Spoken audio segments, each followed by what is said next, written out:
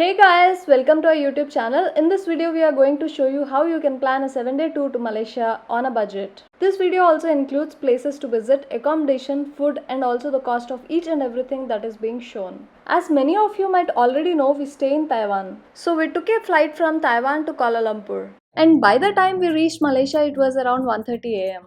If you are an Indian watching this video in 2024, you might already know that you can enter Malaysia without a visa. Only condition here is that you enter and exit from Kuala Lumpur. The first thing that we did after immigration was to buy a SIM card. 30 GB unlimited SIM card costed us about 45 ringgits. Since our phone has network now, we used Grab app to book a taxi for us. It takes around 1 hour to reach the city center from the airport and the cost is about 75 ringgits including the tolls. The accommodation that we booked is at Sani Hotel in Kuala Lumpur. It costed us about 100 ringgits per night including the buffet breakfast. We found the room to be small and pretty comfortable. You can also see the city view from the window. It was already 4:30 in the morning, so after resting for a while we started our day 1. The first place that we are going to visit today is KL Tower. Sani Hotel is near to Chowkit MRT station, so we are taking an MRT from Chowkit to Raja Chulan, which costed us about 2.4 ringgits.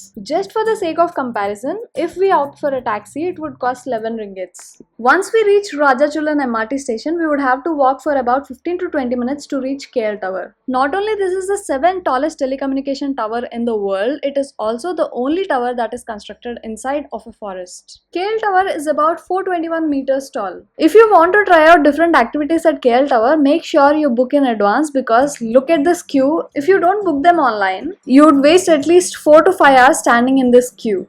Even if you don't want to do any activities or go to the sky deck, you can still come here to enjoy this amazing city view. After walking a few minutes from KL Tower, we reached Little India. If you haven't been to India yet, this place will definitely give you a glimpse of how a typical small town in India looks like, with everything from restaurants, variety of stores, astrologers, and even the temples. The temples in Malaysia are not limited to Little India though. After seeing this place, we felt that being an Indian in Malaysia is so easy. We came to this Chettinad Mess to try out their unlimited South Indian thali. If you are from India, you can skip this place. One thali set costed us about 10 ringgits. Once you order a set, after tasting everything, you can choose which curry or even rice you want a second or third serving of. The taste is amazing, and if you are a vegetarian, there can't be a better option than this in Malaysia. The next place we went to is Jamek Mosque. It can be easily accessed by walk from Little India. If you want to see this mosque from inside, you should wear a burqa. If not, they will provide one. Wearing it in this hot weather can be a task though. This is one of the oldest mosques in Kuala Lumpur. This is how beautiful the place is, but it looks more vibrant with all the light during night. About 100 meters away from this place is Sultan Abdul Samad building. This was constructed during the British rule in Malaysia. And after Malaysia got independence from them, Malaysian flag was hoisted here for the first time in front of this building. Now, the place in front of this building is used for numerous competitions and various parades. Finally, on day 1, we had to visit Petronas Towers. Who doesn't go to this place when they're in Malaysia, right? On day 2, we took an MRT from KL Central to Mahamariamman Temple.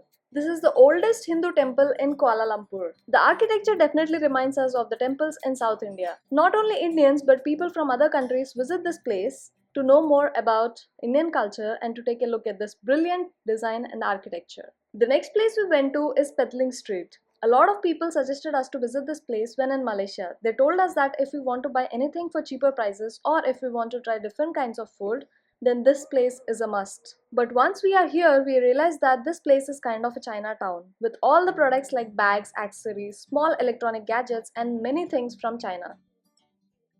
If you want to buy these Malaysian souvenirs, they definitely have a wide collection of them. The fridge magnet that I bought costed me about 5 ringgit. From here, we went to KL Central to take a local train to go to Batuk Caves. This local train is definitely the easiest way to access Batuk Caves. As soon as we reach this place, we can see the world's tallest Murugan statue. The view is spectacular from each angle and the golden statue is sparkling a bit more during this golden hour. The cave temple on the top will definitely give you an amazing feel, but to go to the top, you have to take these rainbow colored 272 stairs. Climbing these many stairs is definitely a task. But if you want to experience the actual cave temple, then you have to climb the stairs. And during a special festival called Thai Pusam, lakhs of people come from Mahamariamman temple to Batuk Caves on foot, which is about 14 kilometers. The next thing we did was to go to a place from where we could see the Twin Tower light show. You can see this show from 8 p.m. at Lake Symphony. Not only the show is a feast for your eyes, if you set your camera in the right angle, you can click amazing pictures with Twin Towers in the background. Don't miss this place if you're in Kuala Lumpur. Early in the morning on day 3, we sat on a flight from Kuala Lumpur to Tawau. Our final destination is Sampurna in Sabah state of Malaysia. Duration of the flight is about 3 hours and it costed us 290 ringgits per person. Most of the Indian tourists don't know about this place, but once you know about it, there is no going back. There is an immigration check after you land in Tawau for everyone including the residents. We booked the airport transfer through the hotel we are about to check in and it costed us 120 ringgits for both of us. They pick us up from the airport and would drop us at Sampurna Jetty station. The ride is about 1 hour 15 minutes. Exactly at 2 p.m. we took the jetty to the waterhouse. Cost of jetty ticket per person is about 50 ringgits. And before you get on the jetty, make sure you buy snacks, drinks and other necessities because waterhouse doesn't have any stores to buy things. The ride is about 40 minutes. Maglami Lame Waterhouse is the stay that we booked in Sampurna. If you want to know why we chose this waterhouse, just look at this beautiful view.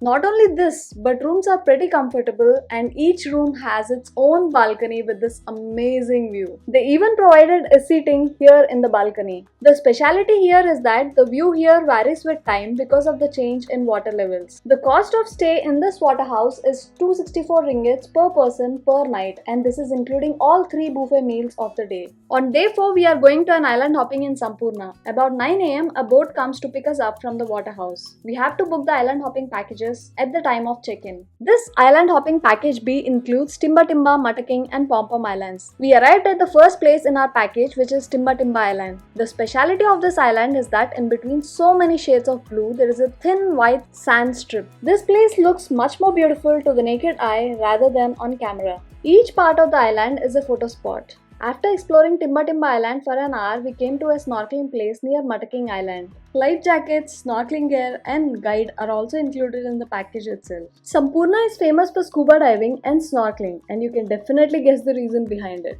The water being so clear provides the perfect view of marine life and the corals. After that, we reached Mataking Island. If you think that this view is beautiful, then you can choose to stay on this island because Mataking Reef Resort is located here. All the people who chose package B are provided lunch at this place. Let us show you a sneak peek of what's in our lunch box. White rice, chicken curry, cabbage stir fry and weirdly boiled egg. After lunch, we came to the rear side of this island. There is a special wetland kind of place where the sand is covered with 1 or 2 inches deep water. You can walk at least 500 meters before you reach the beach. Even though the water isn't deep here, you can still see some muskgrass and even the fishes. You can spend at least 1.5 hours on this island. Finally, we reached Pom Pom Island, which is the last place in package B. This is a private island, so we cannot enter it, but we can definitely enjoy the view from here and even experience snorkeling. Though we felt that snorkeling at Mataking was much better. The cost of this complete island hopping package B is about 159 ringgits per person. After going back to the waterhouse, we rested for a while, had our dinner and called it a day. We started our day 5 with breakfast at the waterhouse. And then we started on our island hopping trip yet again.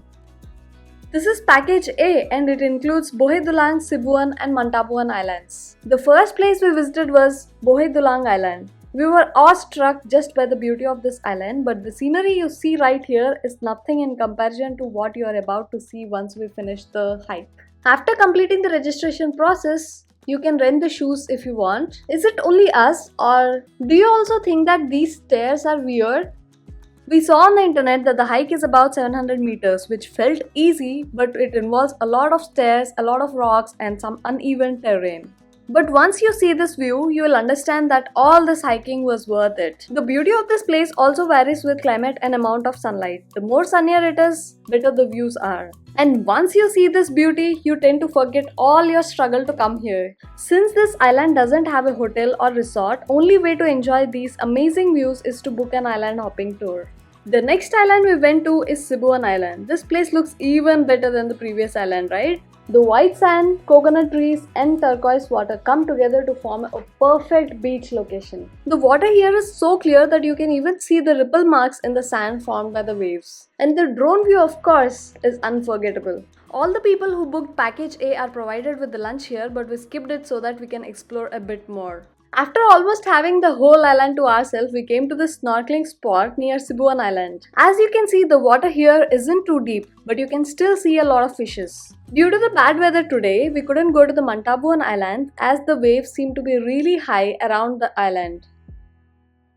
This package A costs about 212 ringgits per person. On day 6, you can either choose to relax at the water house in Sampurna or take a flight back to Kuala Lumpur. As soon as we landed in Kuala Lumpur, we took a taxi from airport to hotel. It costed us about 75 ringgits and the hotel that we booked this time is Upper View Regalia Hotel.